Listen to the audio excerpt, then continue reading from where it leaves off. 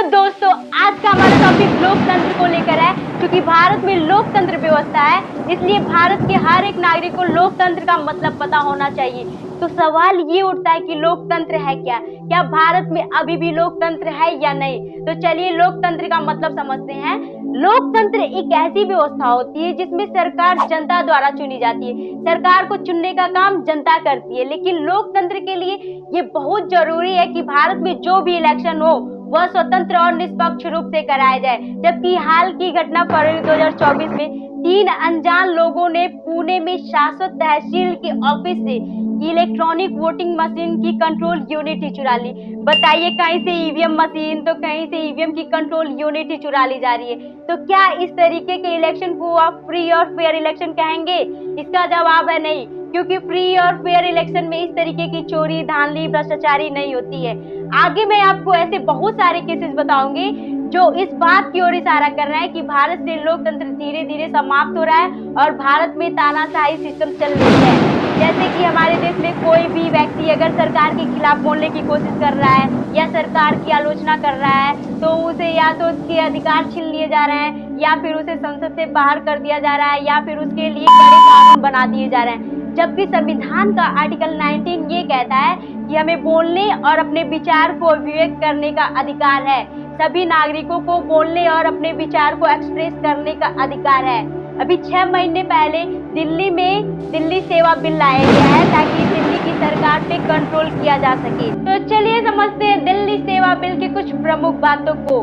इस नए कानून के अनुसार अब दिल्ली में अफसरों की ट्रांसफर पोस्टिंग में एलजी यानी लेफ्टिनेंट गवर्नर की भूमिका को अहम कर दिया गया है। इसके साथ ही साथ लेफ्टिनेंट गवर्नर का फैसला अंतिम और निर्णायक होगा। जबकि सुप्रीम कोर्ट ने अफसरों की ट्रांसफर पोस्टिंग से जुड़े जो भी अधिकार थे वो दिल्ली सरकार को दे रखे थे। इससे साफ जाहिर हो रहा है कि केंद्र सरकार दिल्ली की सरकार पे कंट्रोल करना चाहती है, उसे सही ढंग से काम नहीं करने देना चाहती है। आगे मैं आपको ऐसे बहुत से मामले बताऊंगी जो इस बात की ओर इशारा कर रहे हैं कि भारत से लोकतंत्र धीरे धीरे समाप्त हो रहा है। हमारे देश के इलेक्शन कमीशन ने बड़ा क्लियरली ये डायरेक्शन दे रखा है कि किसी भी पॉलिटिकल कैंपेन में इंडियन आर्मी का नाम नहीं लिया जा सकता।